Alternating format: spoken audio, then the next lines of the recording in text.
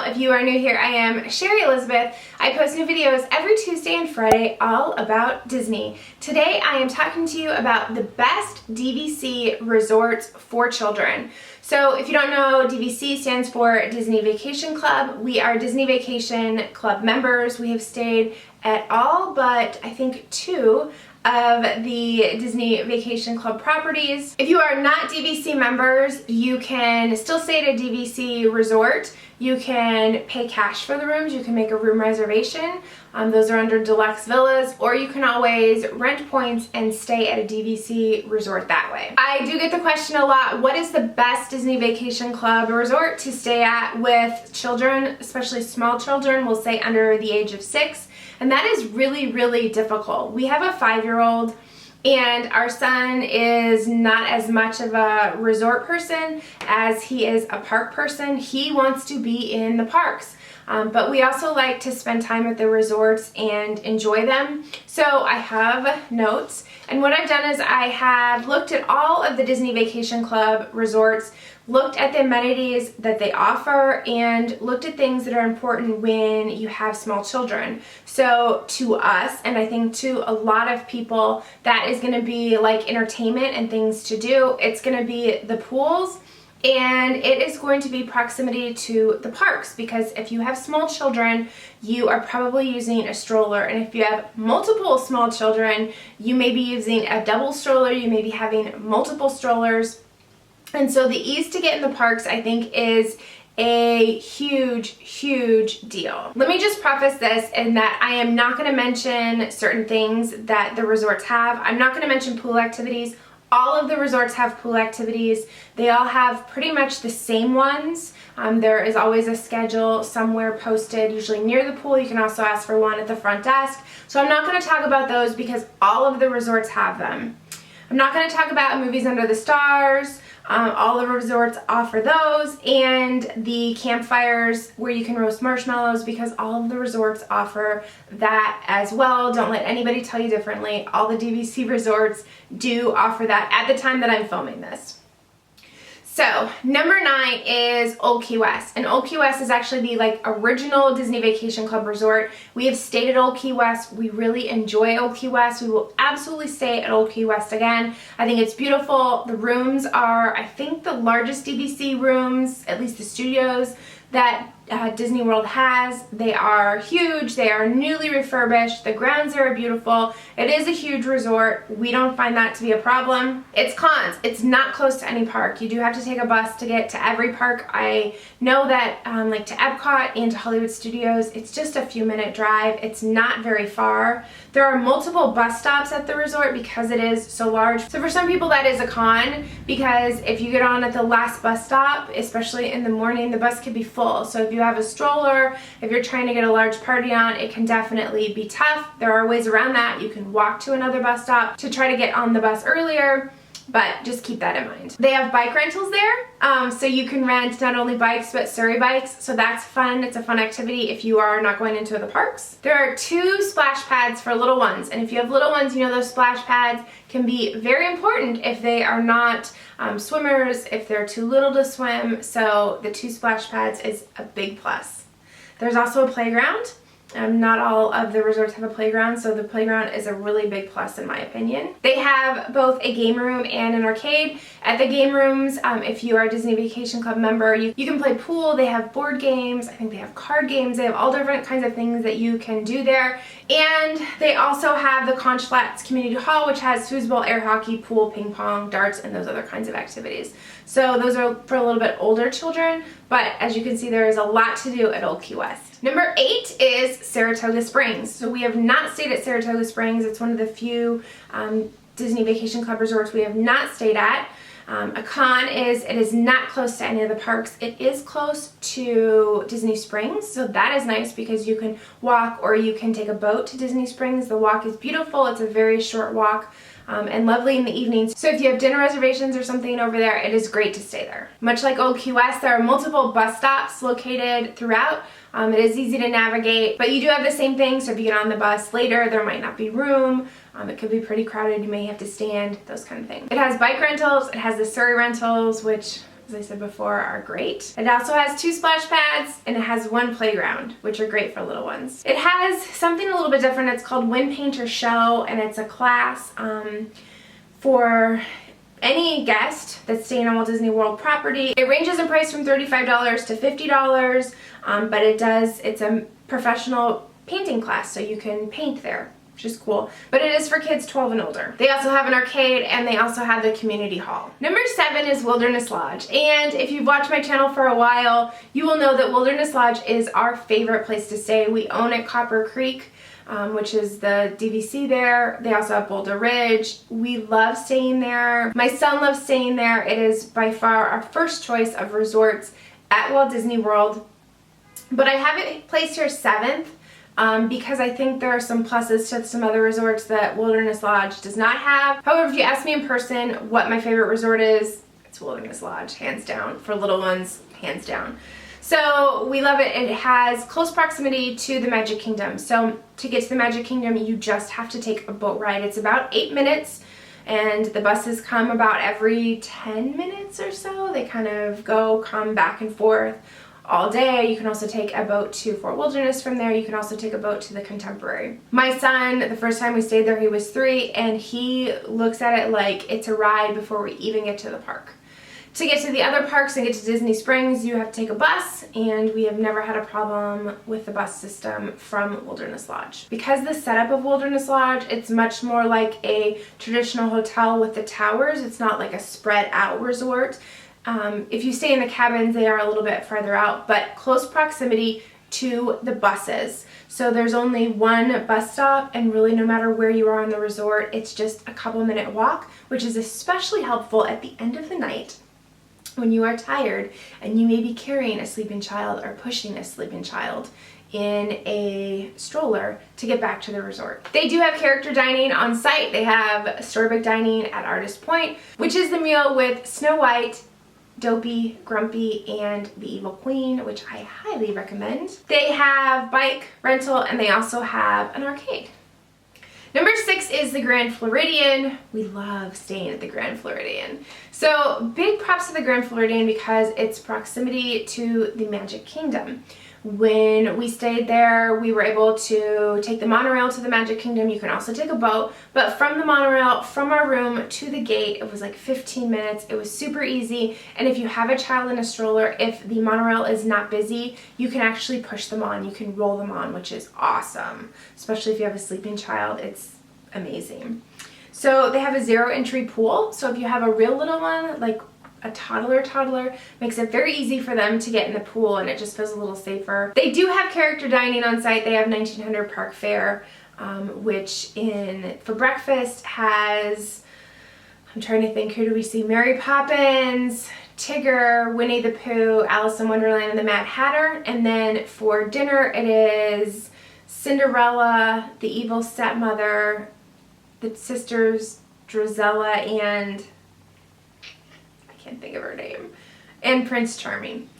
So that's a lot of fun, especially if you have Cinderella fans. The Grand Floridian also has a Mad Hatter themed splash pad, which is so cool. If you've ever seen it, it's pretty cool to see, and kids absolutely love it.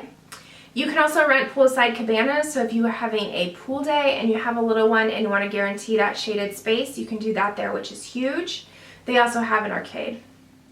Number 5 is the Boardwalk. We have not stayed at the Boardwalk either. The big plus there is the proximity to Epcot and to Hollywood Studios. You can walk to both of them, which is huge. They do have character dining. They have the Bon Voyage breakfast. It is character meal only for breakfast. I think they stopped serving, I think the last reservation's like at 11:50 or noon. So that is where you can meet Ariel and Eric and Rapunzel and Flynn Rider. The Boardwalk does not have a restaurant in the hotel, be it quick service or table service. So there are tons of options down at the Boardwalk, but you do have to like leave and go down to the Boardwalk to go to those restaurants, even to refill your quick service mug, which can be kind of a pain if you just want a drink. So that is a downer. It does have the Luna Park pool with the scary clown. If you've seen the clown, you know what I'm talking about. People actually request rooms that like they don't want to see the pool. They'll stay anywhere, but like they don't want to see the pool. Totally understand it. They also have a playground for children, which is nice. It is walkable to the Fantasia Garden mini golf, which is a lot of fun. We've actually played that before, so that's a nice perk if you want to have a non-park day or want to take some time off and do something else. It is close to that. It has the community hall with the foosball, air hockey, pool, ping pong, darts, crafts, that kind of stuff. They do have an arcade. They have the Surrey bike rental, which is a lot of fun. You can go all the way around Crescent Lake, which we've done. It is a lot of work. It's a lot of work. And they also have entertainment on the Boardwalk, which is kind of unique to the Boardwalk. None of the other resorts have anything like that, so that's kind of fun, especially later in the evening. You can see they have like jugglers and street performers and that kind of stuff, which is really cool. Number 4 is Animal Kingdom, and I know a lot of people love Animal Kingdom. Personally, it's not our favorite resort. The biggest downside, there's a few downsides. One of the biggest downsides is that it's not close to any of the parks. So it is a bus ride to all of the parks. So if you have those strollers, especially at night and you have sleeping kids in a stroller, you have to take the children out and pack up those strollers to get on the bus, which can be a lot. I've seen it. I've seen it many times, and it can be a lot. And it's also about a 20-minute bus ride to Magic Kingdom, which when you have little ones, that's a kind of a long bus ride for them to get to a park. It's also a huge resort.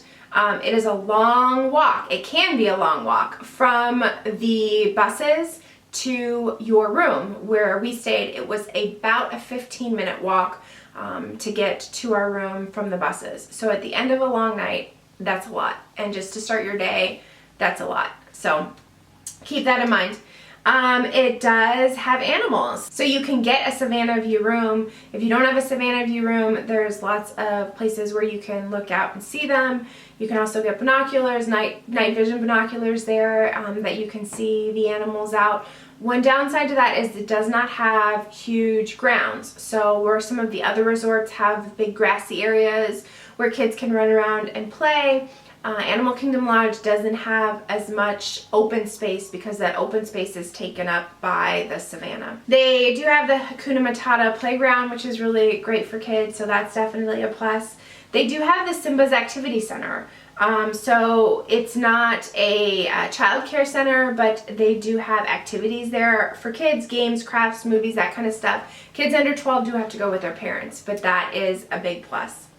They have an arcade there, and they also have it's called Wild About Painting, and it's a class led by professional artists, and they'll come in and teach you how to paint. Prices range from $35 to $50, and you must be 12 to do that. So that's kind of a neat thing that they also offer over at Saratoga Springs. They do it there too.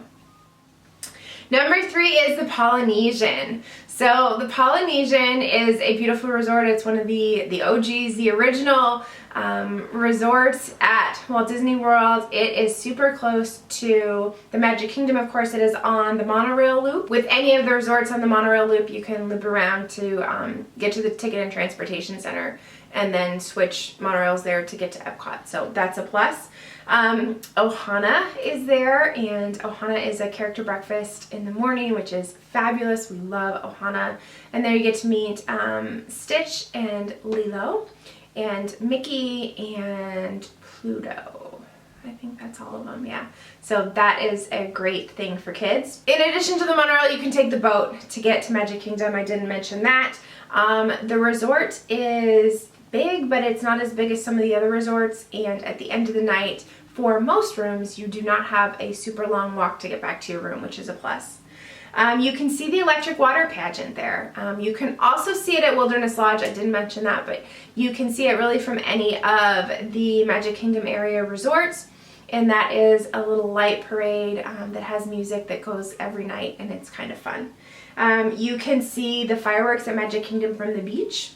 At the Polynesian, which is a special treat, you can also see them from the Grand Floridian and of course the Contemporary, but it's something really special, I think, to see them at the beach. They have hula dancing lessons there, which they don't offer everywhere. And when you walk in the door, you get a lei, so who doesn't love that? They actually have a lady there who's worked there since day one, and she actually makes fresh leis.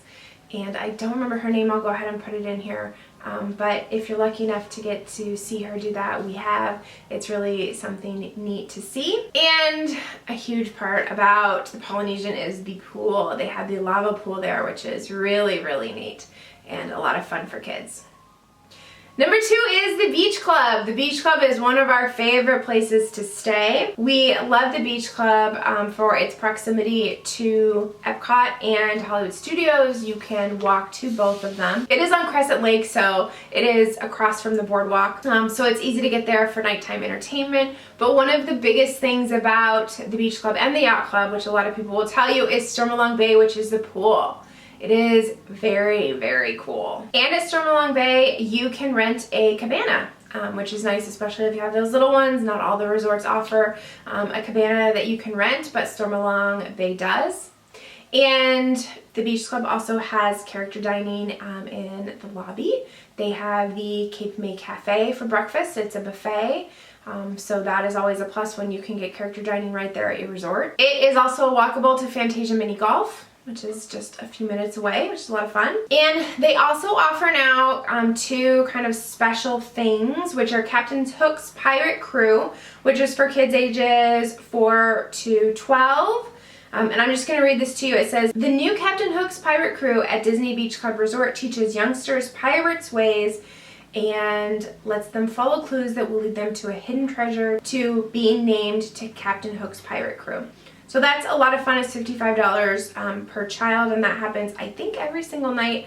And they also have the Mermaid School there, which says guests 4 and over will be fitted with a swimmable tail and teach them how to swim like a mermaid.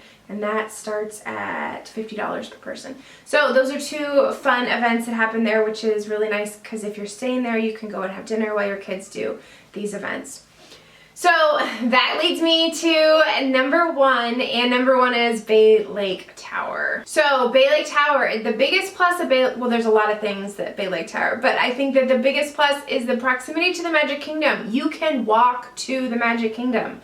So that means you don't need to fold up a stroller. And I think that for a lot of parents, you're like, that is huge after you've folded up a stroller 100 times getting on a bus. So there's a little walking path. You can walk right into the Magic Kingdom from there, which is really, really nice. And it makes it easy, especially if you want to go back for a midday break. It is like a 5-minute walk back to your resort. You can also take the monorail if you want. You have to take the monorail all the way around because it does go clockwise. But you can also take the monorail to the Ticket and Transportation Center and transfer to Epcot.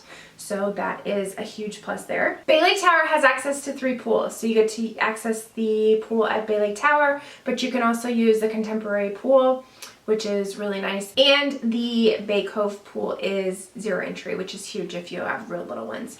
Makes it easy for them to get into the pool. You can also rent poolside cabanas there, which is nice. They do also have the community hall there with the foosball, the pool, the ping pong, those kind of things. And Chef Mickey's is in the lobby. I feel like Chef Mickey's is kind of the quintessential Disney character meal. And there you get to meet Mickey and his friends in their chef outfit. So that is a big one. So if you're still here, thank you. I know that was long, but I wanted to go ahead and rank the Disney Vacation Club resorts, in my opinion, that are the best for kids. So tell me in the comments below, do you agree with me? Do you feel like there's one that is better? Have you stayed at any of them? What do you think about them? Do you agree? Do you disagree? Tell me in the comments below. If you like this video, please give it a thumbs up. I would love for you to subscribe if you have not already. I post new videos every Tuesday and Friday. Thank you so much for watching, and we'll see you next time. Bye!